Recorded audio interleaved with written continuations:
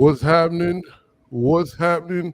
What's happening, blues people? Did anyone hear that feedback? If you did, please forgive me.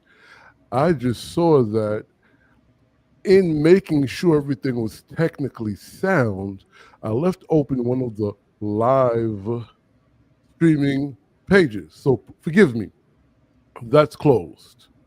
So today, on the Jack Dapper Blues podcast, live podcast, we're talking about the Blues Society movie, which is a reevaluation of the 1960s scene through the lens of the Memphis Country Blues Festival, which took place between 1966 and 1969.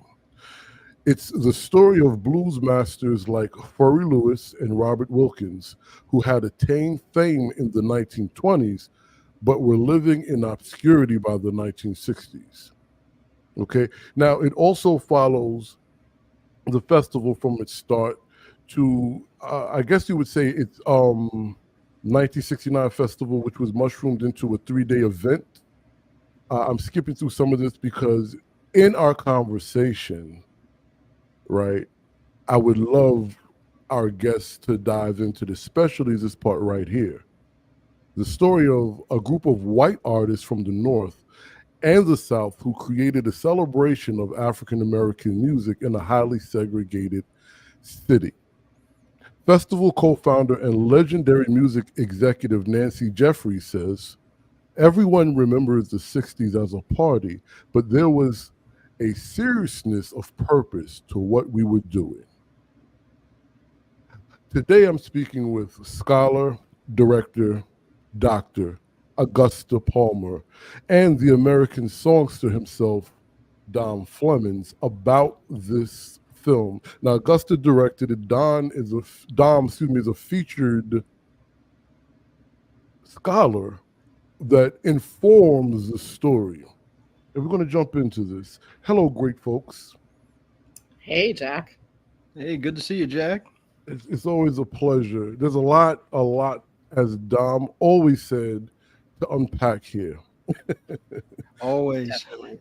For the good folks that are streaming live with us, please do not be afraid to chime in, post, ask questions. We'll get to them. We'll show them. Okay. And Brother Rick, right on time. So the first thing I want to talk about before we get into some of the deeper messages and the deeper implications is the term mixtape. Because mixtape, as we know it in the last 20, 25 years, has a deep-rooted connection to the descendants of the blues people, right? Through hip-hop, the Black community. So I was wondering what your inspiration for utilizing that terminology in this film. So my direct inspiration was that my father, Robert Palmer, who wrote the book Deep Blues and who is one of the organizers of the festival and so is a part of this really collective story, sent me a mixtape in the late 1980s, and it was titled The Real 60s Man. And I think of this as my very belated return mixtape to him. And one of the things that he wrote on that mixtape was, this is the 1980s, 60s, this tape. Mm-hmm. And that, had always stuck with me as the idea that all history is selective, right? And it is a mixtape of kinds presented by whoever's presenting it with whatever their ideas are, and that is definitely relative to where we find ourselves in history, who we are, how we grew up, all those kinds of things. So I definitely wanted that to be part of framing this story. Yeah. No, I dig it, and I like how you said, "Man." Because there's no way you can come from that era without term, utilizing the 60s vernacular, like my uncle and their friends, my dad's best friends were of the Cooley High era. So they, you hear that man come out like that too sometimes. So I kind of really appreciated that. All right. So with that being said, we have to jump right into it. Wait, before we jump right into it, because it's been a minute since you and I have actually interviewed about this project. Right. Early on, we spoke quite a few times, and I mean, I'm happy to be part of your journey with this film. Can we give a setup of the journey of the film from your parents to you, and then how we got to this point before we actually jump into the contextual aspect of the story?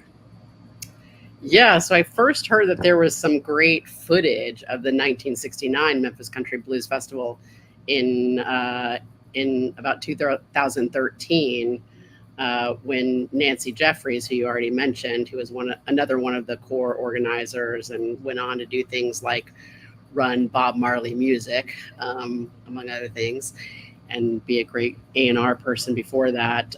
She had heard that there was some footage that nobody had ever seen, and that was shot by Gene Rosenthal of Adelphi Records, and Gene wanted to do something with it. He wasn't sure what, and Nancy said, "Well, I think we should also get Augusta Palmer involved," because she had seen another film that I had made.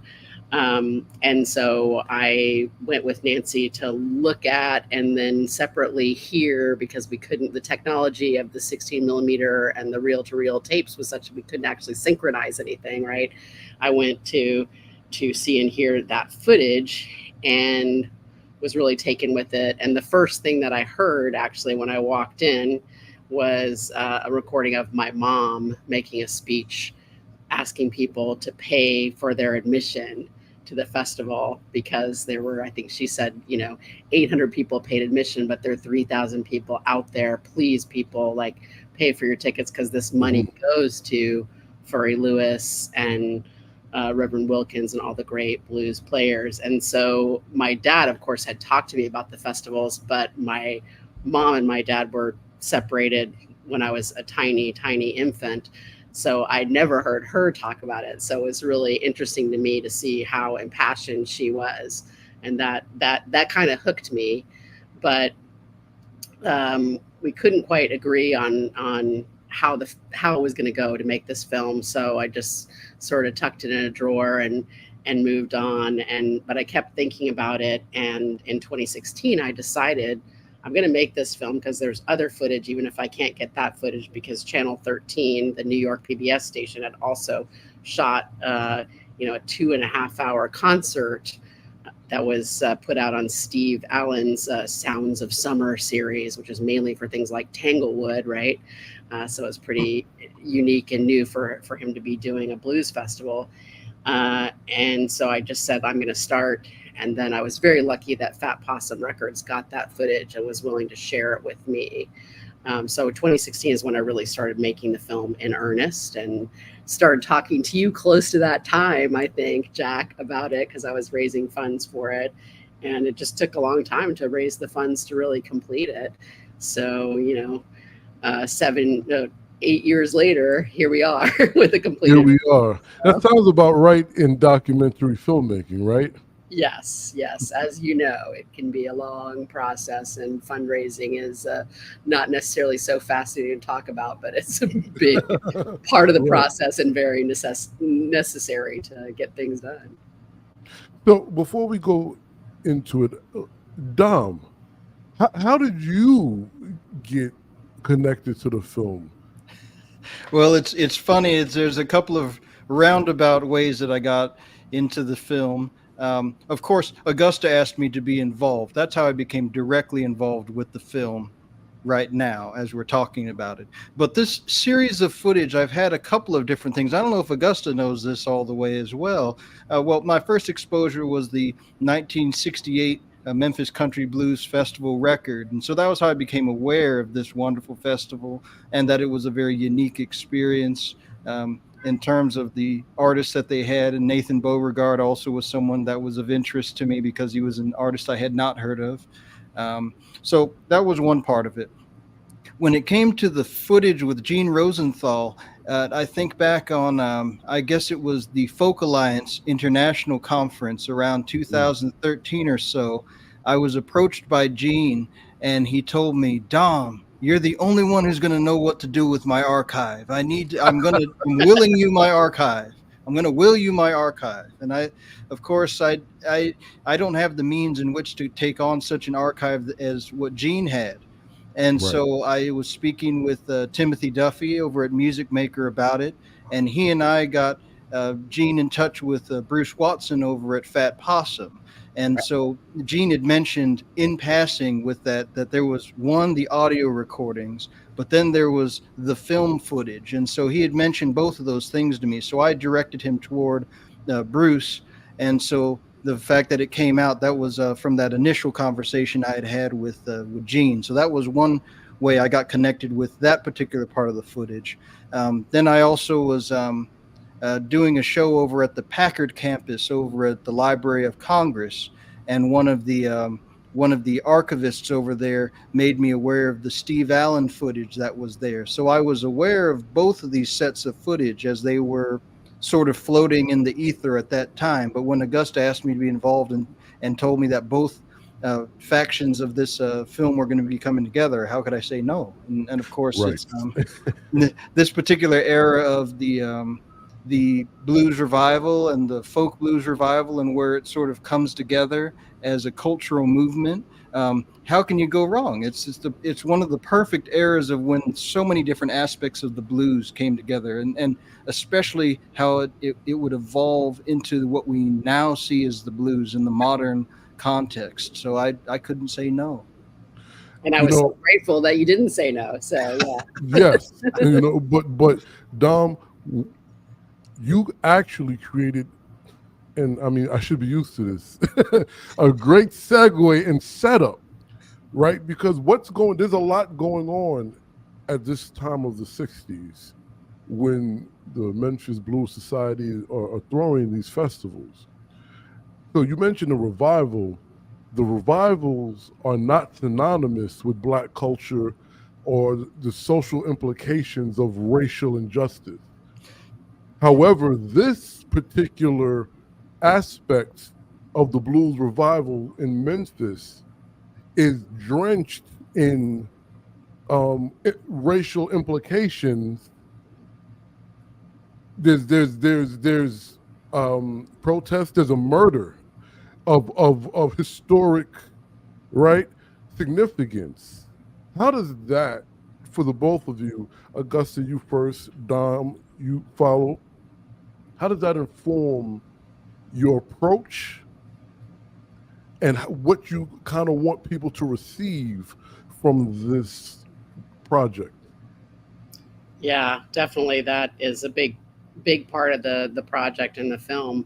Um, I'm appreciative that you used the word murder, because Henry Nelson, who is another interviewee in the project and who came to the 1969 Blues Festival hoping to catch a ride to Woodstock, but I think the Blues Festival kind of became his Woodstock, and he later became kind of a Memphis radio legend. He always uses that term because there's something about the word assassination that sounds like some kind of very formal, distanced thing. But of course, we're talking about the murder of an amazing human being, Martin Luther King, and we're also talking about a lot of forces coming together in Memphis. So of course there was the Sanitation Strike, and that's why Martin Luther King was in Memphis when he was assassinated or murdered, and he had been in Memphis a few times supporting the sanitation workers, right? And that idea, I am a man, is so important. I think one of the sanitation workers in my film says, just because we were sanitation workers doesn't mean that we didn't deserve the same rights as every human being in Memphis, every man or woman in Memphis, right? And one of the primary subjects of the film, in terms of the musicians, is Furry Lewis, who actually was involved in sanitation work. So I think, the sanitation workers deserve to be treated as human beings, which they weren't being treated as. And these blues artists who had been recording stars in the 20s and 30s, their work and their own lives were not being appreciated either. So when I see those signs saying I am a man, I think about Martin Luther King and his murder, but I also think about all those sanitation workers and the great musician Furry Lewis in particular. So I wanted to bring that out in the film. I dig it, Dom. Well, in terms of the places where the music and the social aspects of life in the South come together are very prevalent during these years of 1968 and 1969 because of the murder of Martin Luther King Jr. And as Augusta mentioned, he was in Memphis during that time and because of this particular strike. So this is something that is a very visceral connection. And just kind of to sort of put it in the context of where the music was at that time, a lot of times when we think of the blues revival, it's generally in the earlier part of the 1960s, 1963, 1964. So the film takes place in several years after that earlier revival. So, for folks that aren't as aware, this earlier 60s revival is a period of time when you have enthusiasts as well as record collectors taking the time to go beyond just listening to the records, thinking to themselves, are these particular musicians living? Are they active parts of the world as we know it? And can we learn something from them by going to the places where they are? Because at that time, there was just such a disconnect between black and white because of segregation that people just didn't have access. And this has also led to a lot of these musicians falling into obscurity because they had made recordings. Sometimes they had made a career in music. Many times they didn't. They did their recordings and they just went back to work as they had done beforehand. And so this was sort of an interesting confluence of people coming together to share a love of the blues. And then you started to have festivals like the Newport Folk Festival that started to raise some of these musicians up into a higher plane. They began to start making new recordings. And then there started to be musicians who were influenced by these elder musicians starting to make their own recordings. So blues as its own art form started to become a form of popular music. First as folk music, but then as you went along, you had rock bands that started incorporating blues. So then you had groups like Cream, for example, an English invasion group incorporating Skip James into their repertoire. The Rolling Stones come into play, and then also you have even groups like the Beatles who are bringing rock and roll, which is an infusion of rhythm and blues, country and western, and the blues coming into play. And all those things start to mix together. So by 1968, 1969, you're starting to have sort of a much more a thick gumbo, I'll say it that way, a thick gumbo of musical styles that are coming together, and all of the different communities that represent these styles are wanting to enjoy the music in one form or another. So all of that being said, when you have the murder of Martin Luther King Jr. in place, and then also in the context of the film, this particular Overton band shell being a place where the actual Ku Klux Klan is holding rallies and is antagonizing the festival itself because long-haired hippies, who again are a counterculture outcast society within both the North and the South, they're all coming together, and it leads to its own type of social gumbo on top of the musical gumbo to create its a very a strange pastiche of people and places coming together at one time. And I mean it's wild even to know that a time like that existed, let alone being the people who lived it. Well, I really appreciate both answers to that. Um, so I'll follow up before I get to my list of questions because I kind of really want to jump into this aspect. And thinking about the initial revival and then thinking about the Memphis Blues Society revival, chiming off something Dom said in the film, this is a different era of youth. Black youth, white youth, Latino youth.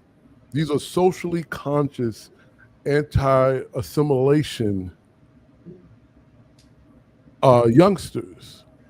So, as we say, well, not as we, as the youngsters say nowadays, these are the predecessors of the folks that wanted to smoke. Yeah. Right. So I think, so for me, that informs, because without that context, and the reason why I want to make sure I keep, I guess, making that front and center, the naked or surface eye that does not have the insight the three of us have could easily think, well, this is kind of like In Search of the Blues, right? White visions and black voices. But understanding the social and the racial implications that's going on in Memphis, and the fact that all these folks are not really money people. They're not coming from money. They're doing all this on the shoestring budget. And then you have the Stack story happening. There's a lot going on, and I just wanted to make sure all of these things were front and center of our conversation, because to chime off or piggyback off Dom, a lot of folks hear revival and they think of this college campus, young white guys, placating to older black men. But this was a little bit different, right, and more risque. And you guys, or your parents, Dr. Palmer, were like in a war zone, pretty much. Yeah, and I think that is something that it's easy to lose sight of now.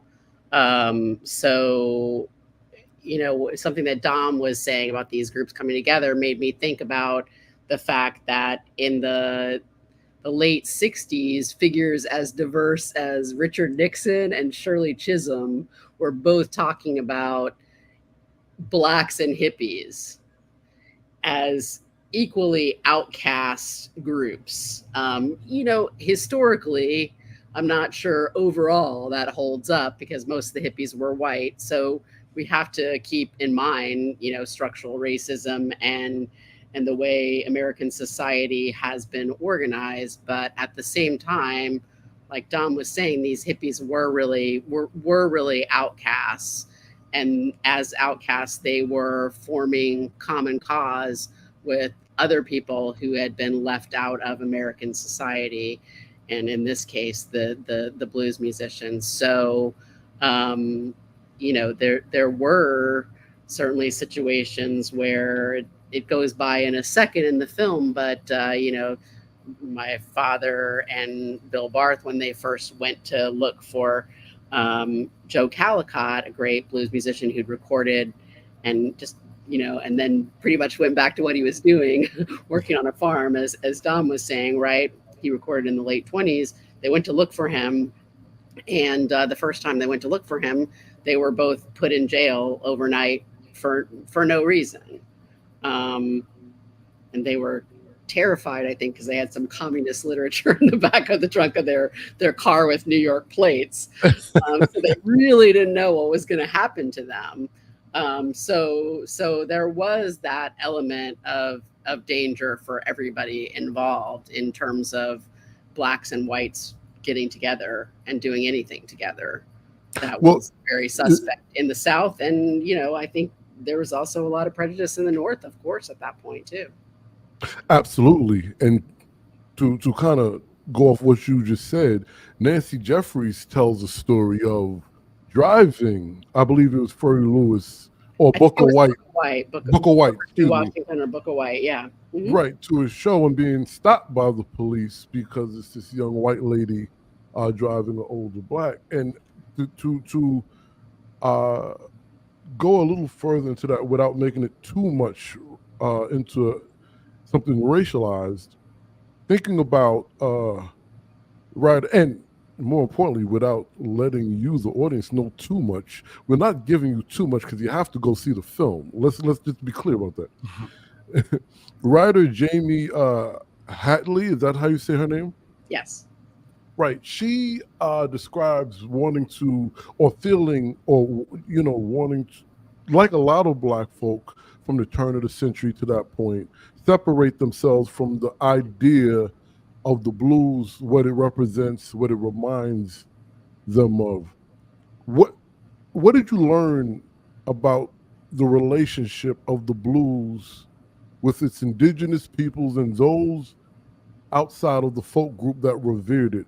Specifically, your relationship, or the stories you heard from your father, because he was really immersed in the culture and the music. Yeah, I mean, I think I learned that. I mean, I'm thinking about Jamie Hatley now because you brought her up, and I just do think that that's important. That's something Dom actually speaks to briefly in the film too. Is that, Oh, of he's course, next. like the blues was because it was kind of being slightly enshrined in this folk tradition. Some younger Black audiences were thinking this is not really protest music, which, of course, I think the blues from its inception is protest music on a certain level. It's also, like Jamie Hatley says, putting the joy and the survival of Black American life on record. So that's really record in both ways, right? The historical record and the 33 RPM record. That's really important. But yeah, I mean, I think that I definitely did learn from my dad that there were dangers, like I said, of being interested in the blues. I do always want to emphasize, though, that I think there was still, even for these white hippies who were ostracized, the factor of white privilege, that they were able to move very freely between Black and white spaces.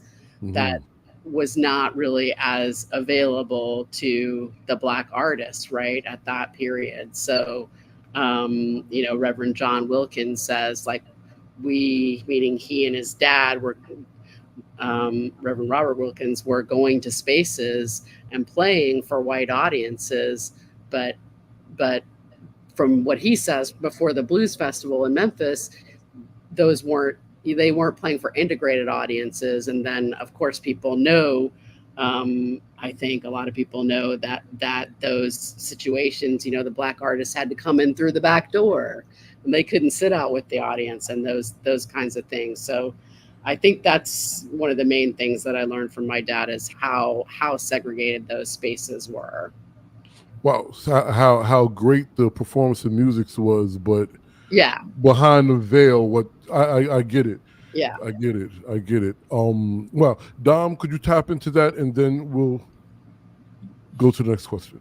Well, that's one of the things that makes it so revolutionary, that people were trying to elevate the music, because in a certain way there was an impasse where, after a certain point, there were sort of Southern mores that were set in place, that at the end of the day, no matter how far you lifted somebody up, everybody had a certain idea of where everybody stood in the South, and things didn't change.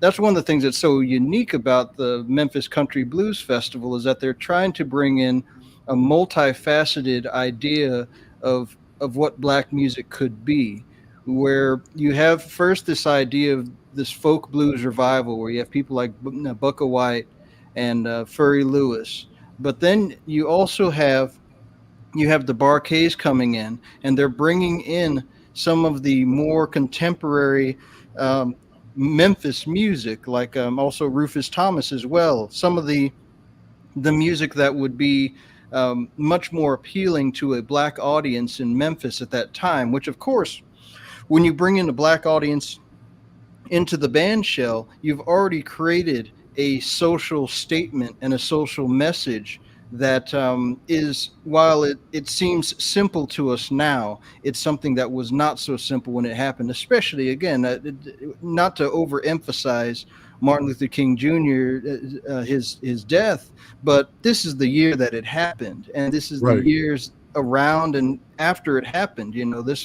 This was a time where bringing together the races as a whole was something that was very, very, very much a hot topic. It was not something that was encouraged and in by the powers that be, but it was because there were people that wanted to expand the consciousness of people.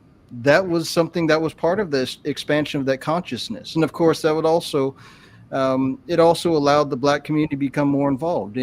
Just to maybe mention one other thing, compared to the early folk revival, as the years went on, from the early 60s, there were motions made to bring in contemporary Black music and to try to find a, uh, a, a confluence between the older music that was from the 20s and 30s and contemporary Black music, whether it be blues or rhythm and blues. And those were again, those were like monumental leaps in the way that music was being presented at that time, because a lot of it was just treated as its own separate sort of category. So bringing those things together was something that was very important, because I think in some ways, in a world where you have Black Power and as one of the statements that is emerging as the new statement for young Black youth, the blues sometimes doesn't seem forceful enough, because um, it tells stories through metaphor and allegory a lot of the time, and it's not as direct as some of the hard soul, and especially a lot of the music that was coming out of Stax, going out of even out of the 60s going into the 70s with Stax.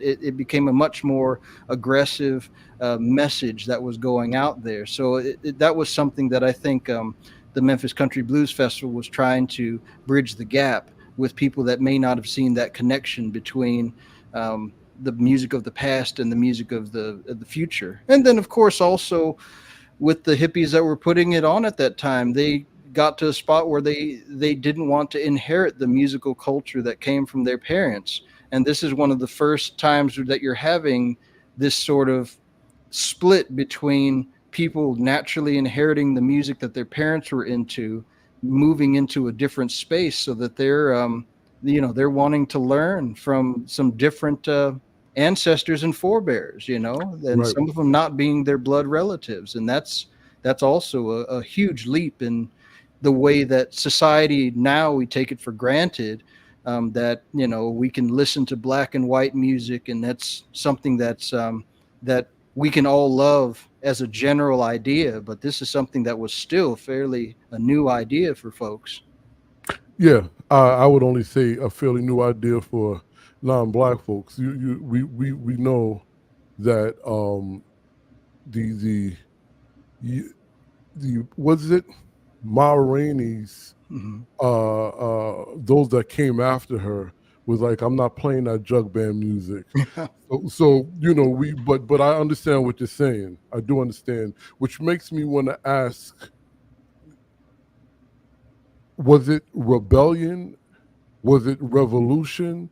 Or was it a bit of both? And I'm talking about the actual um, Memphis Blues Society and these series of festivals, because when you listen to how everyone involved describes where they're coming from and their intent, I don't think their intent was ever to make money or to have a humongous festival, but it sounds like their intent really was to like F you to the system while we enjoy I guess the cultures and communities that we're part of.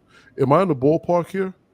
Yeah, I definitely think so, because as you and Dom have been talking, I've been thinking about that. Another thing that gets a little bit lost in talking about the 60s in the white community is just the immensity of that generational divide. And people like Nancy Jeffries just talk about kind of, I don't understand even how or why it happened, but it was just like we all kind of woke up the white youth and said, this whole society is bankrupt and terrible, and their parents did not feel that way. So where we always have generational divide, I'm a parent of two teenagers, so I'm very well aware that that happens all the time, but yet there's much more of a sense now of like, if you're a young person, you feel very differently from how your family feels. It, it wouldn't be very hard for you to find another community of adults who feel the way you do. You might have to go looking a little bit, but you would find it. I think our culture is so much more rhizomatic and diverse, with all kinds of different things available to different people in some ways, the digital world, the internet, etc. But that was really a monoculture, and the predominant white culture was just not interested in Black achievement, and it wasn't interested in anything outside of the norm, which was like go to high school, get into ROTC, go to the army, and go fight in Vietnam. So that is another huge factor in what caused this rebellion, right? Is that white youth were seeing, and of course Black youth, this was happening to them too, but their friends were going to Vietnam and being killed and not coming home. And it wasn't a war that most of those youth felt had anything to do with them or was something that they wanted to participate in or support. The opposite. So there definitely was this, by the time of the Blues Festival, is a strong rebellion. I would sort of not say revolution for most of the people who were involved in starting the Memphis Country Blues Festival, because a lot of them, like my dad, had been involved earlier on in SDS and other very overtly political things, leading demonstrations against the Vietnam War and in favor of integration in schools and things like that. And they were disillusioned. This is something that I talked to my dad a lot about when he was alive, that he really wanted to be part of affecting political change. But his perspective was, once you got sucked into that political thing, then you were just in that environment. And so many of the things that were important to him were cultural, were music, were individual people and musicians that he cared about, and the political strain of things just kind of fed itself. So even people who were very resistant to the status quo politically, they still got sucked into political world. Yeah. That is so interesting and telling, particularly when hearing, even going back to Nancy Jeffries saying, well, my parents were prejudiced, but I wasn't, and this is what we're trying to do. So how many of the folks involved, including your father, which you already said, his involvement in, I guess, protest or just changing a system, right? Mm-hmm. How many of the folks that were part of the society had a background like your father, and that kind of informed, not necessarily, because I don't want to set it up as if we're like, well, we're going to help these Black people.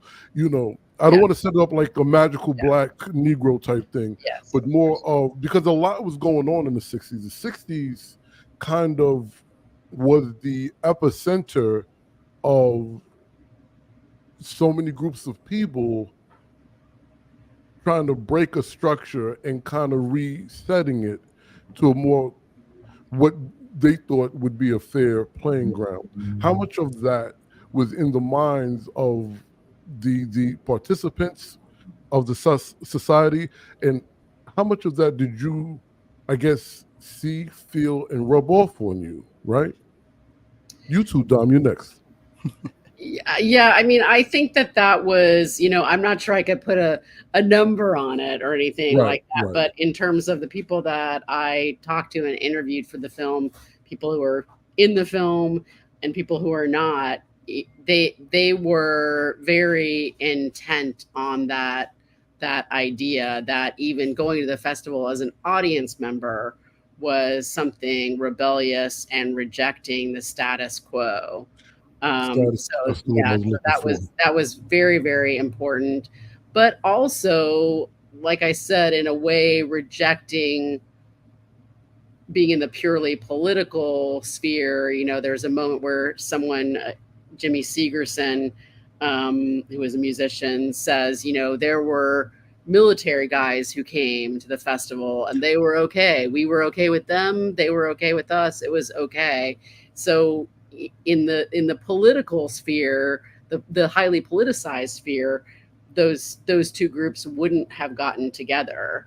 But again, it was like, let's see what's out there in the world. And I think this is really important, that moves us and matters to us Right. as humans, right? um, as opposed to, and of course, life and death in the Vietnam War is part of that, Right. but it was also like, this music has the ability to move us and for us to share that, as Ralph Ellison says, I know you know this quote, like fingering the jagged grain Right. of American history. And also the pain of the present moment, whether it's this present moment or the 60s. um, People gathered to do that. And I remember Nancy Jeffries saying to me at a certain point that when they would talk to young people in the North, young white people, again, mainly, about this festival, they would be so excited, and they also had this feeling of relief, she said, because they could go and do something that was outside this norm of extreme conformatism and a very bland mainstream culture that didn't really have room for emotion, Hmm. regardless of the color of your skin, or your history. So now I'd like to hear what Dom has to say about all Yeah, of because it's like it's a subculture, and something Dom said earlier, I just thought about. This is actually the first era that rejected going into war, and they were kind of looked down upon as not manly men, right? Go ahead, jump on Don. Dom. I don't know why I keep saying Don. I'm sorry. That's all right. That's all right. One of the things to think about, I guess, in terms of where the music's coming from, if we jump to that for just a minute, the blues, because it is something that is so indigenous within Black culture, at times it can almost seem as mundane as a cookout or a barbecue in the community.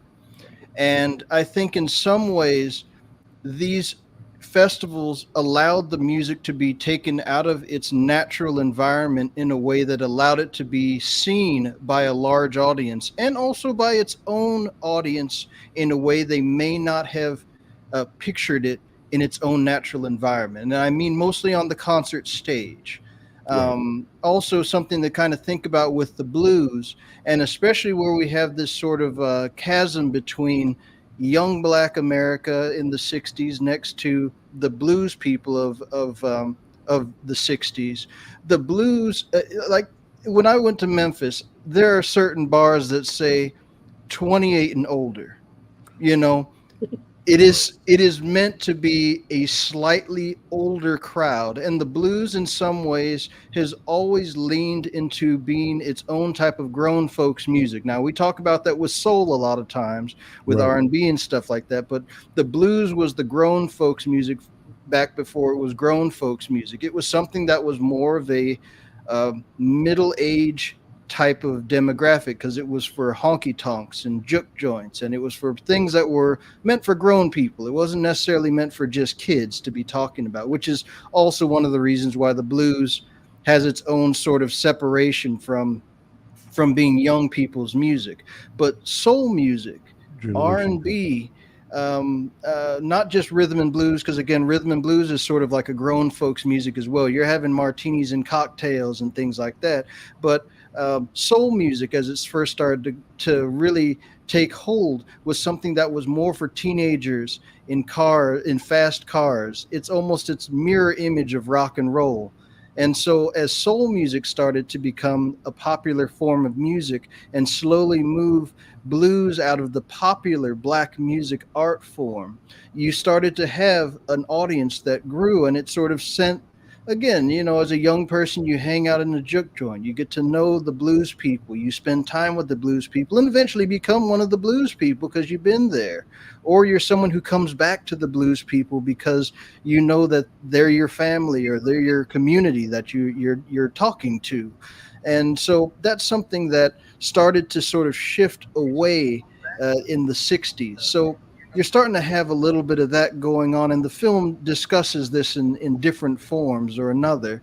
And Absolutely. it's its own form of rock and roll, because of course what ended up happening when rock and roll started to become popular was it started to incorporate this black adult music into the minds of young white kids. And so it changed the way that people were thinking about music and how it can be presented.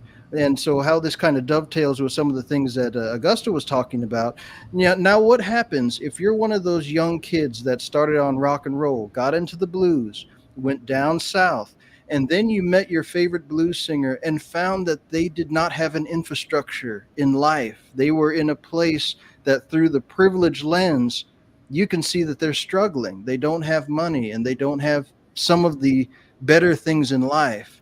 How can you help them? And that's the dilemma that a lot of the film talks about, in a way, where you have certain people that are coming into this place where they see that there's something not right. If you see Furry Lewis living in a, in a very poor condition, and he's just sweeping the streets, what can you do to help Furry Lewis use his music as a way to elevate him? And so that's a part of the story that doesn't get talked about as much, but it comes from a very pure place, because it's a place of love for the music, and then you find a love for the actual person, because you get to see a person, not just a record or just a song, but you're seeing a person. And then what can you do to help improve that person's life? And having worked with a lot of blues singers, that's still a large part of the work that you do when you work with elderly blues musicians, is how can you help elevate them so that they are given dignity and they're given a hand up and not a handout, as we mention in Music Maker quite often. How do you do that in a respectful way? Yeah, I mean, that's a lot to unpack, and I dig it. I want to. You said something twice, and you started in this segment, and then earlier you said it, and it was about the, I guess, style of the blues, or how the blues hits, right? It's more, it's thought to be, I don't want to say it is more, it's thought to be gentler than, like the James Brown Black Power songs of the same era, right? um I don't, I guess it's a little side, but I'll have to ask the two of you this, because you are both scholars. um the blues that were not so, um I mean, hell, let's just call it what it was. The Howlin' Wolves, the blues that usher in the Cardi B's, you know, the Lawrence Gellert protest songs that at this time were being trying to be discredited. Did this play any part of what was going on in the movement, whether it was Memphis or abroad? Hmm. Hmm.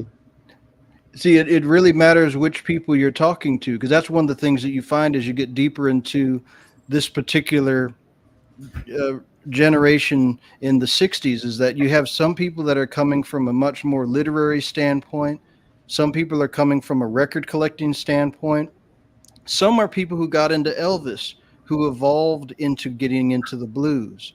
And then you have other people that are folks that are into soul music, that are coming in, that are going back to their roots. And I just want to maybe clarify then, with the blues, it's not so much that it's a music that is soft on the message. One time, a blues man told me that, even though I may be singing about a man and a woman, I can be singing about the boss man, and I can just call him the woman. And that blew my mind. See, now all of a sudden, there is a protest that's being talked about, but it's being said in metaphors and in allegories instead of, like, again, I'm black and I'm proud, which is a direct message, or even like James Brown has stuff like, don't open the door for me, I can open it myself. Which are, again, very direct messages, and again, there was a youth that wanted to hear that in the songs. They wanted to hear, like, I don't want it, I'm not taking it anymore, we're going to the streets. War ain't good for nothing. There's any number of harder soul songs had just more direct messages. The blues was just has it sets a mood.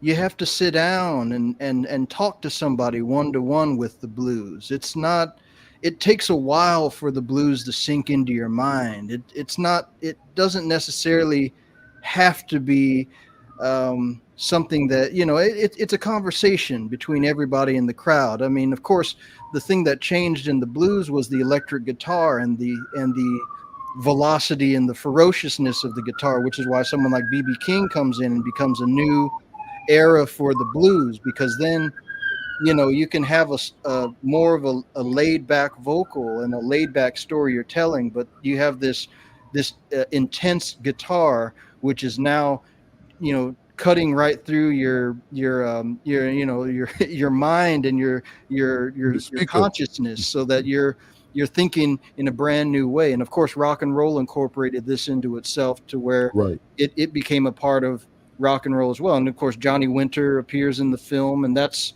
also kind of shows you where the audience thought of the blues in a certain type of way that was different than they came in, and again they thought, okay, Bucka White, that's fine, but we want to see Johnny Winter. And how do you convert those people into becoming blues fans that are listening to the Roots? How do you convert them to the Roots as well? So the blues has evolved in quite a few different ways, but I'd never want to imply that the blues wasn't telling a direct story, but it has a different form of storytelling that, especially at that time in the 60s,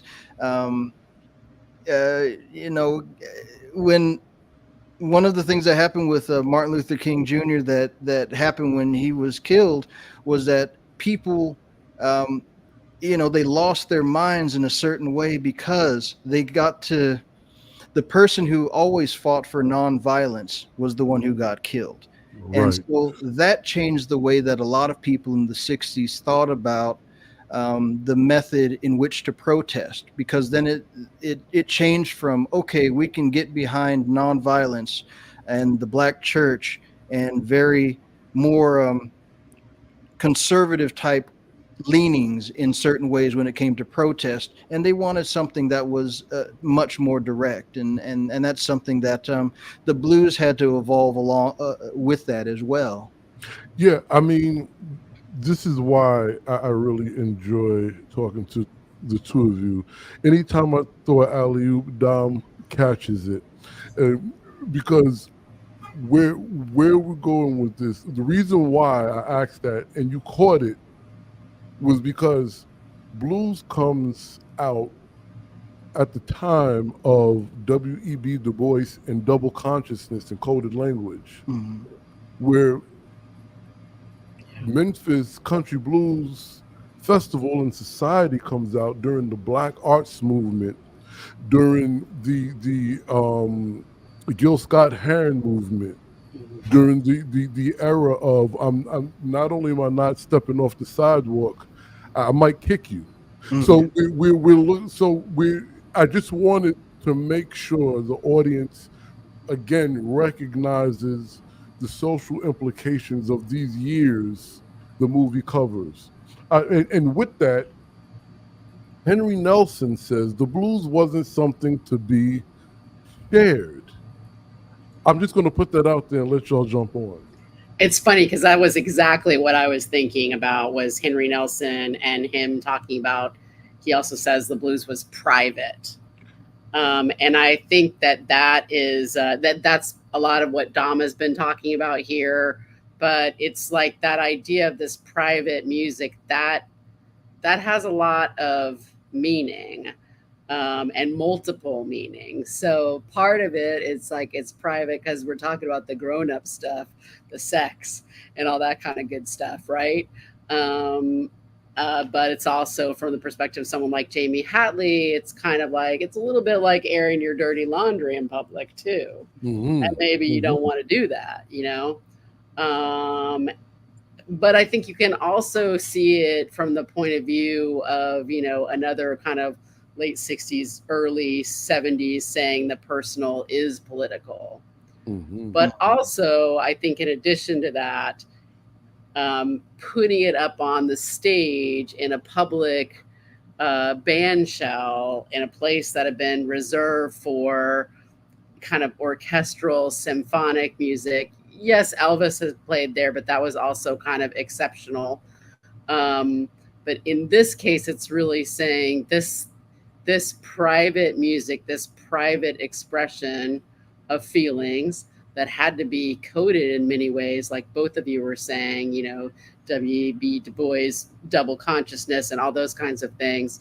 Um, but that it's an important and vital part of American culture. It's just as important, and certainly for a lot of these white young people, much more interesting than that classical music or the American white songbook up to that time.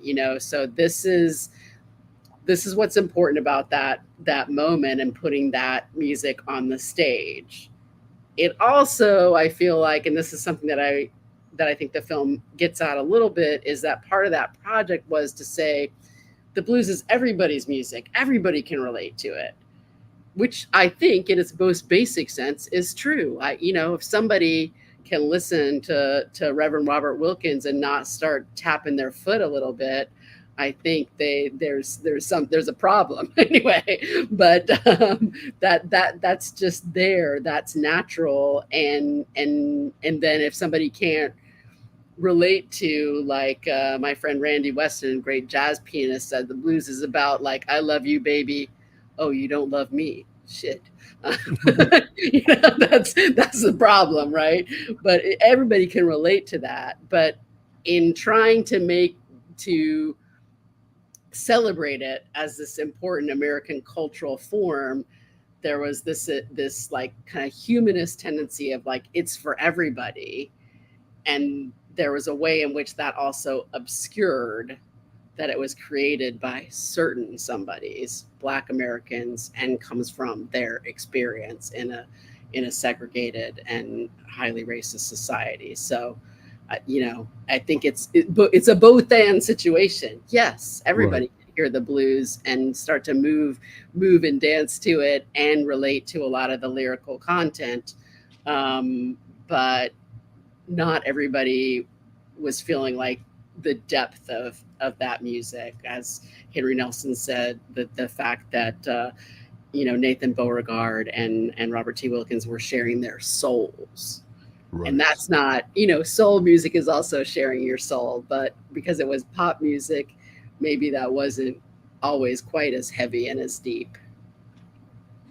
Um, there was a lady that was shown and spoken about, and you've mentioned her earlier, and I had to stop, rewind, and look again because I was like, is that Augusta?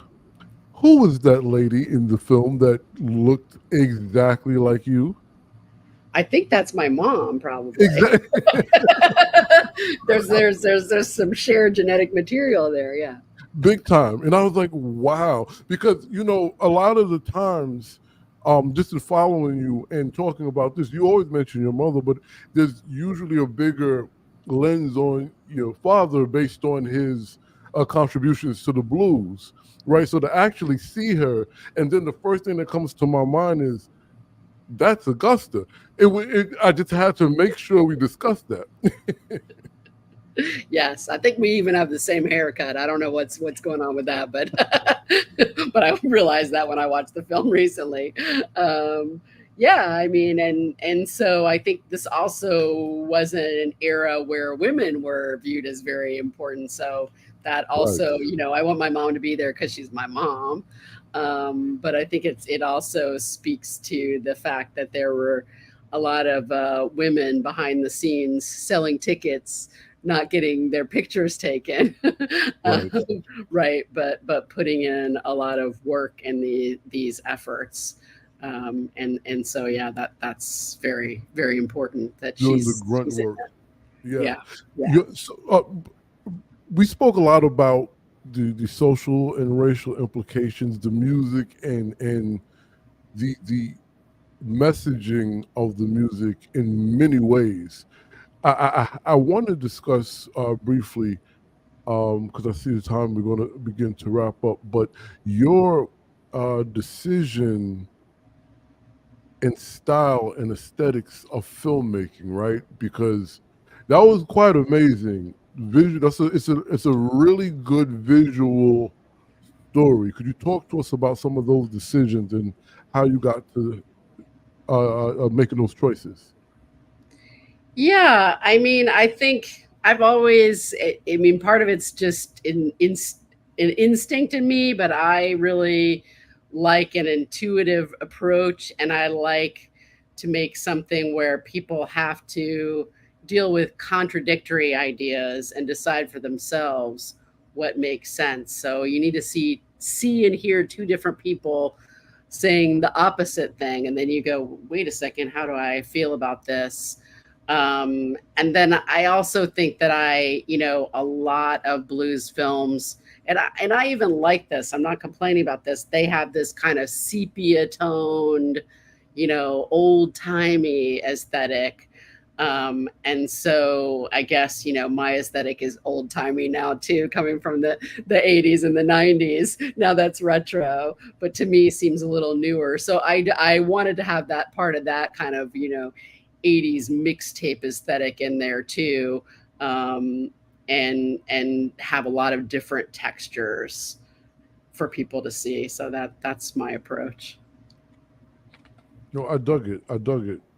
I dug it. And so you kind of answered, both of you answered that question several times over, uh, pertaining to the "I'm a Man" protest as it relates to Furry Lewis. So I'm not going to ask that again, but this one is a more musical question pertaining to Furry, Booker, Mississippi Fred. The actual, you watching it and you're seeing the jam sessions, which kind of reminded me of some pictures I saw of some mutual friends of ours down in Bentonia. It looked the same, you know, with Oliver and Alvin and all of them playing in this small room, and then looking at Furry just killing an acoustic guitar with just almost two chords. He really was just like going up and down the neck with an A position, right? Mhm. Talk talk to us. How does that inform the film where blues, acoustic blues, right? Well, Seems it's talked about being simple, but it's really more intricate than that, right? Furry Lewis is one of the great slide guitar players in the way that when you watch him perform, he really is fully free form in a very much in a free jazz type of way when it comes to performing at times. It's very much wrapped around whatever his storytelling might be.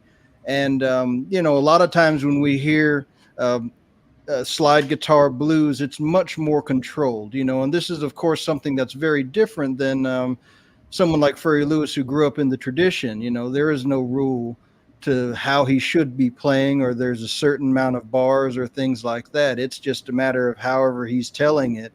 And of course, he also does his cool little tricks where he reaches over the fretboard and things like that. Just because he's also entertaining as he's telling the story. It's almost its own form of epic balladry, like Mhm. just like in the sense of Homer, the classical epic storytellers, which is also something that appealed to people when it came to meeting people like Furry Lewis, was that they touched upon an aesthetic that met with a version of what had been learned in university about classical literature, and they juxtaposed it with an American vernacular form on top of it, which is something that was very new at that time.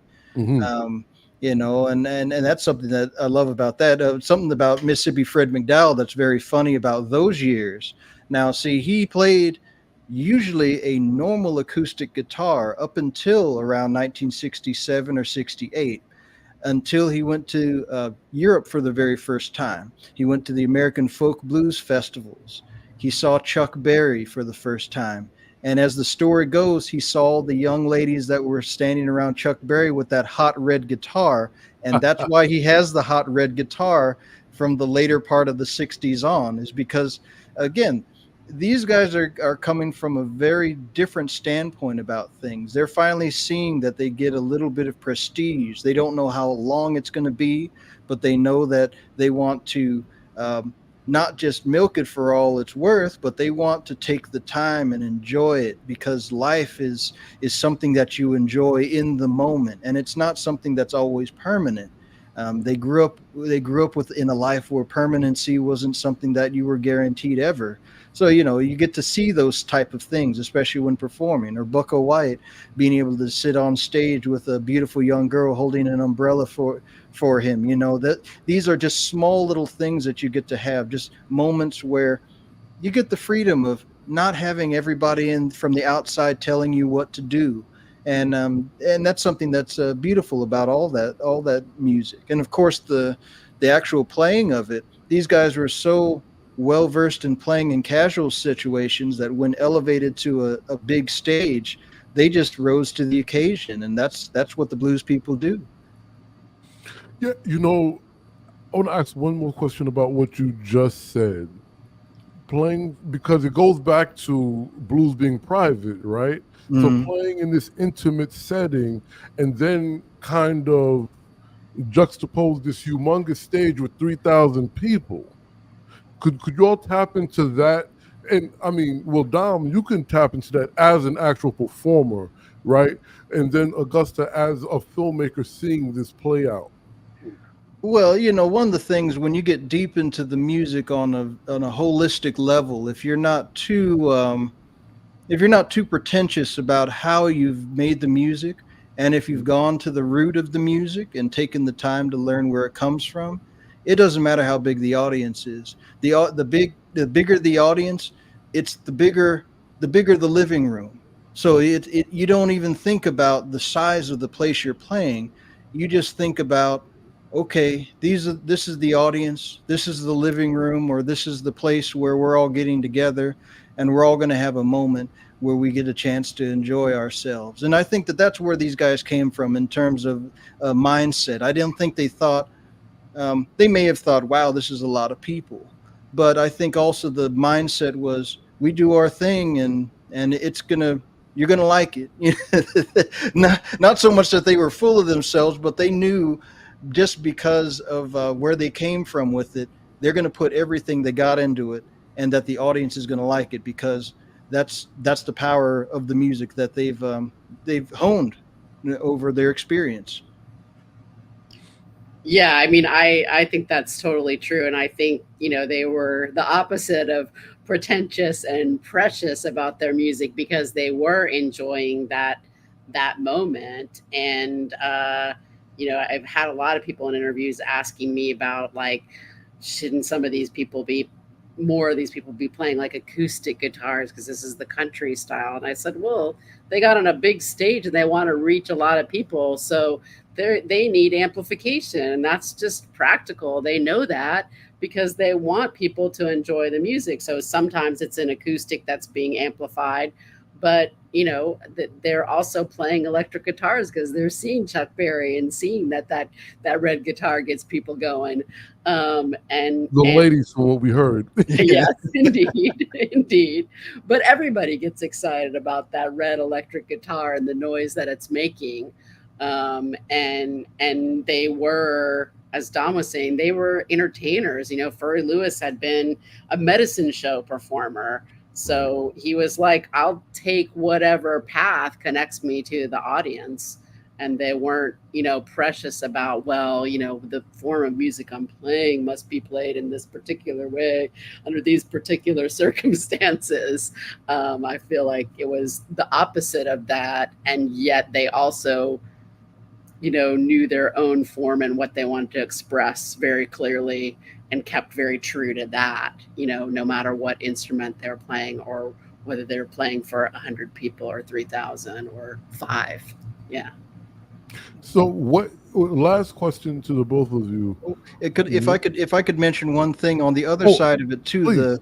the R&B musicians, like I also got to give them credit too. They also did the same thing in their own way where, the Bar-Kays, when they mentioned that they had to do another take after doing that very high octane performance, in their suits, where they're doing a big show band performance. It takes a lot of guts. And then too, it's quite a work aesthetic to say, all right, boys, let's do it again.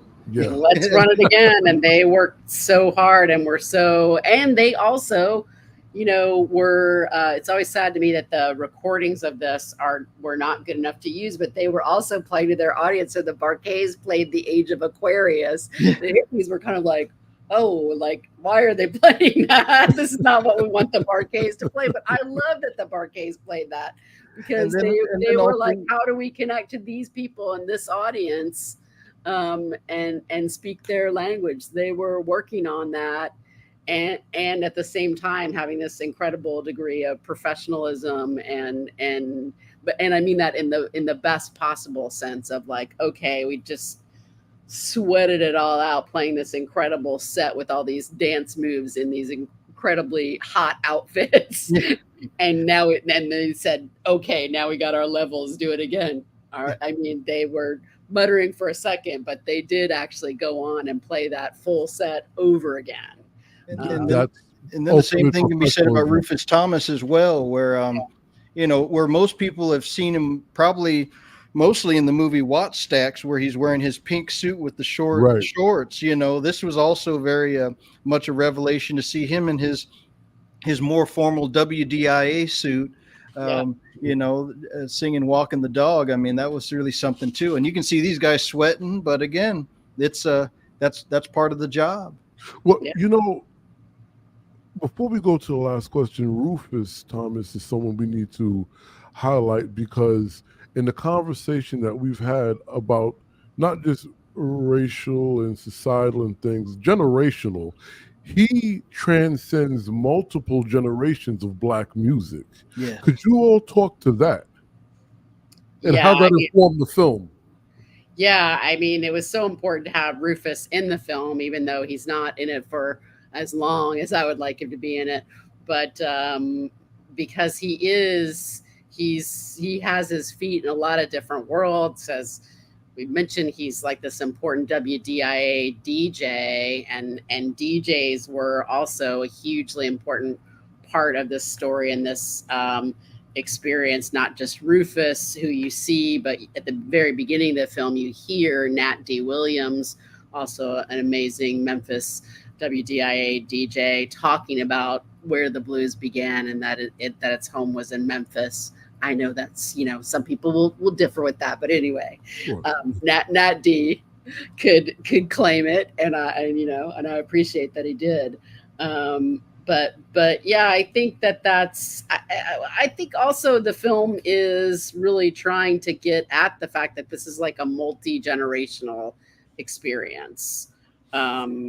That they're people of different ages as well as different genders and races who are all loving this music. And also that, as James Alexander says, in the film. You know, the only surviving Barquet, about to celebrate their 60th anniversary as a band this year. You know, he says, you know, that the blues was the root, whether it's soul music or R&B, it is there at the basis, at the foundation. So I think that's part of the reason why Rufus Thomas was wanting to be part of an event like this, or willing to be. But Dom, I'm really interested to hear what you say about Rufus.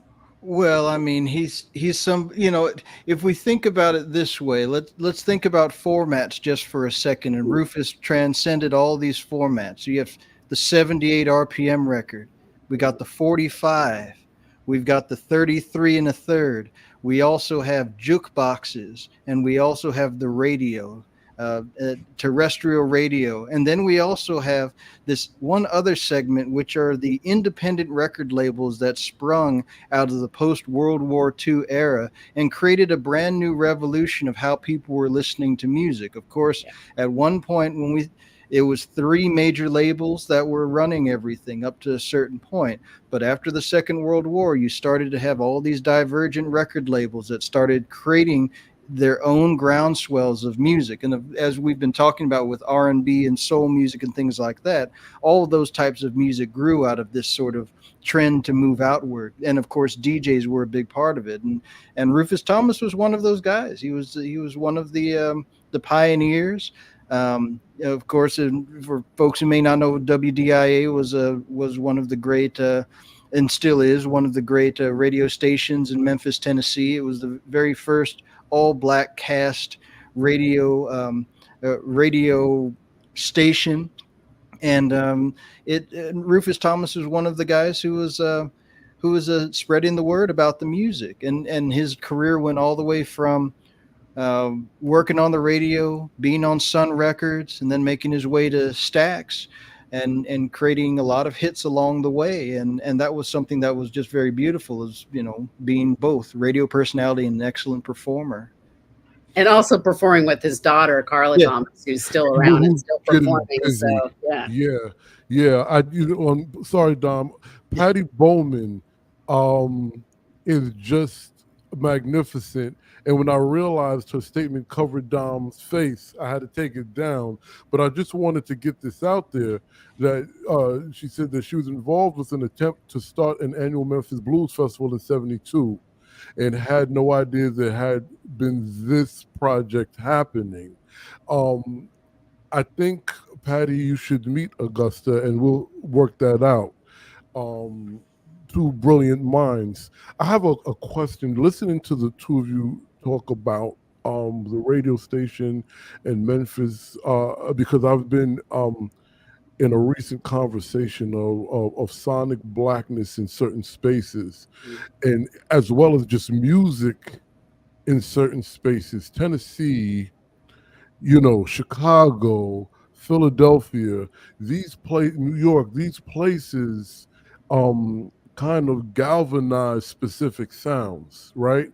And in that, they had specific locations that these sounds, New Orleans, I didn't mention, sorry, y'all. Mississippi, okay. But in these spaces, in these places, you had different locations that the music kind of bubbled and translated. How far? Because you mentioned it in the film, but we really didn't speak about it. We because of the significance of the location the festival was at. How far was it from Beale Street, where the blues was actually living? it is about a 15-minute drive.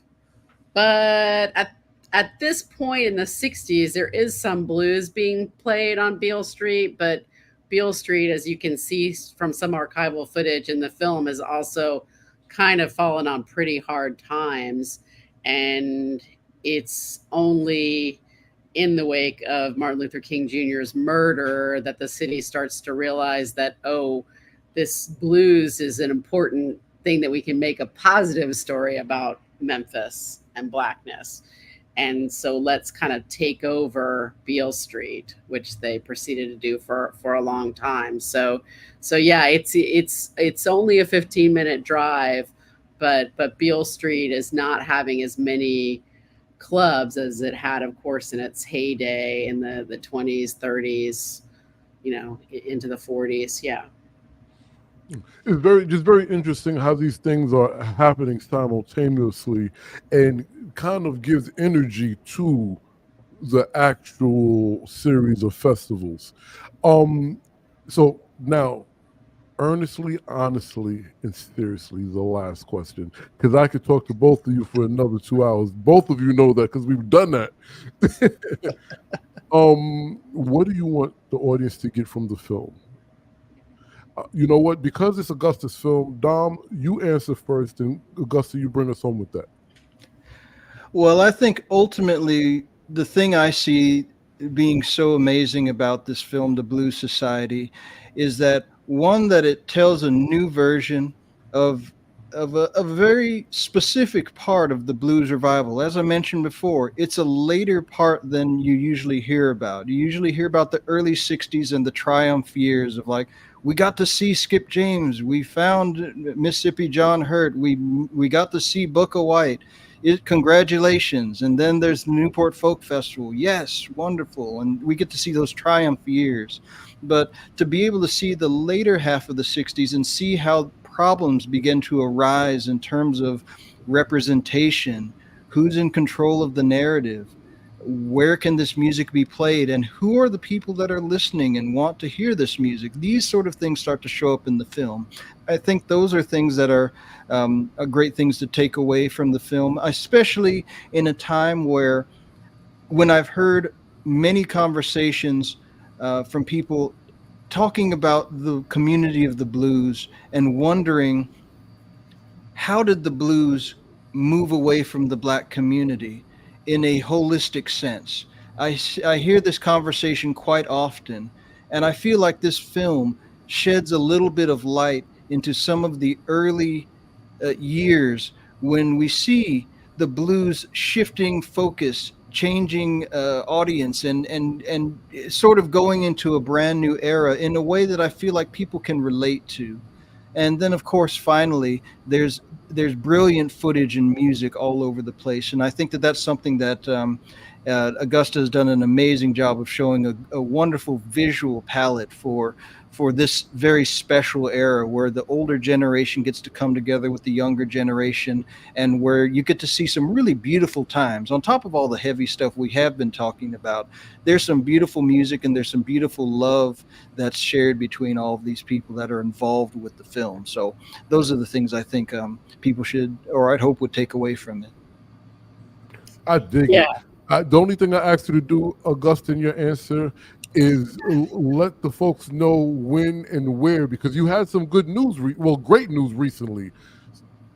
Yeah. So, and Corey Crowder is asking in the questions, when will it be aired or streamed and how can I watch?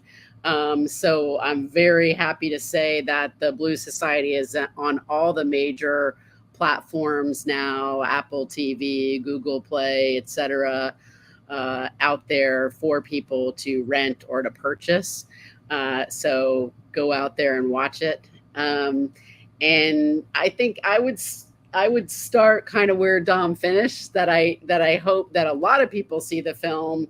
Maybe that's not everybody who's watching tonight, because I know that this is the blues people watching and listening to us, right? But I hope that a lot of people just see this music and go, gosh, I got to hear more of this and find out more about this, and you know, watch and learn and know more about these great artists: Nathan Beauregard, Furry Lewis, Robert T. Wilkins, John Wilkins, his son, and the Wilkins sisters, who are inheriting that tradition and put on an amazing show these days, because John and Robert are no longer with us. So I hope that that's the first thing, that I hope people get from the film, is just how beautiful and infectious this music is. But then after that, I do hope that people will think about, what does this history mean, and also that it's possible to have this kind of both and idea about this moment, that there is this really deep love of these young white hippies for these older black blues musicians. I mean, that's just real. Whether it's Kenny Brown talking about, learning at Joe Callicott's knee, or, Sid Selvage talking about Furry Lewis being the most important person and most important male figure in his life, other than his father and his grandfather. That there's some really deep love, and there's some very fun moments, as Dom pointed out, of like, I'm thinking of a moment when like Jim Dickinson is playing the piano on stage, and there are all these different players up there, Johnny Woods with his harmonica, and people just jamming, having this great, amazing time. So I hope people come away with that, but then also thinking about the idea that, as Zandria Robinson, who's a great sociologist who specializes in the blues, who's at Georgetown now, she says in the film that at this moment people were kind of saying, well, let's be friends despite racism, because there's no longer segregation, and let's just move along. And that's important that people did that. But she points out, but it is a complication in any black-white partnership then and today, that structural racism is something that rules our society in a lot of ways. And it's, in the case of the blues, Andrea Robinson says, it's right there in the music, which is about pain and suffering and hurt. And she doesn't say, but I'll add, because of racism. So, or certainly deeply informed by racism. But I also hope that, new audiences, I think there are new audiences already listening to the blues. And I love young players like Buffalo Nichols, who has definitely his own take on the blues, and making that accessible to people, and has a kind of, I think, like blues punk aesthetic that I like. So that I just hope people are taking this American music and making it their own, but also thinking about where it came from and what that means.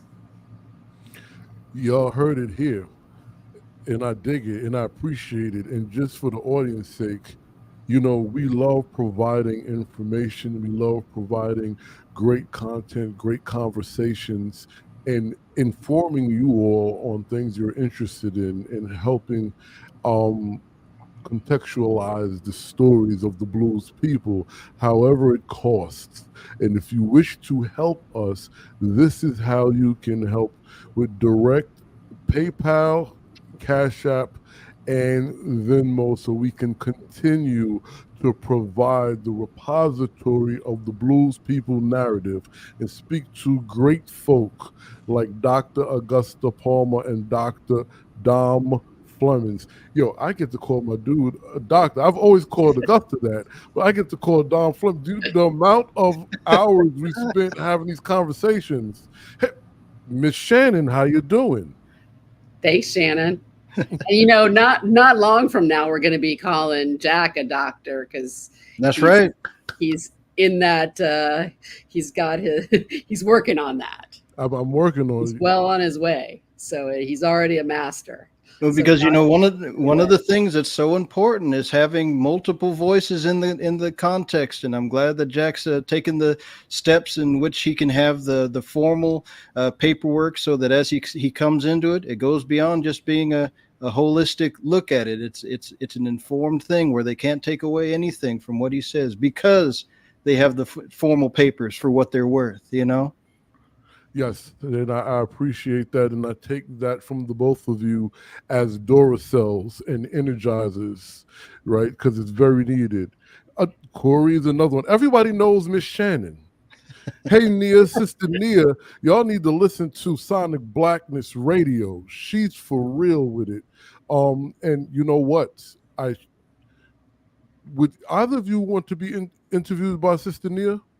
Sure. I'm all for it. I'm all for it. Okay, I will send a introduction email this weekend.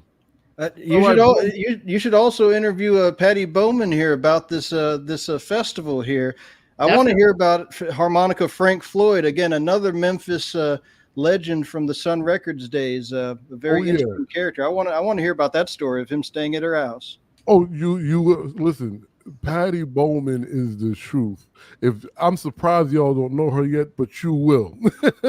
I'm looking forward to getting to know her. I'll definitely. That's another much email. Appreciation to you, Jack, for putting us in touch literally on this show, but then also in the future. And y'all support Jack. He already said that, but I'll say it again because the work that he's doing is so important, and I'm so appreciative for it. Thank y'all. So again, it was lovely. Blues people, y'all keep bluesing, keep learning, keep playing. Even if you're not playing in front of people, I'm going to take what Dom's saying and run with it. It's just a bigger living room. That's right. I like that. I like that. All right, Boo. Thank you, Dr. Palmer. Thank you, Dr. Flemings. Blues folk, we out. Y'all, but you're going to learn them blues every time you come here. Have a good night and good weekend.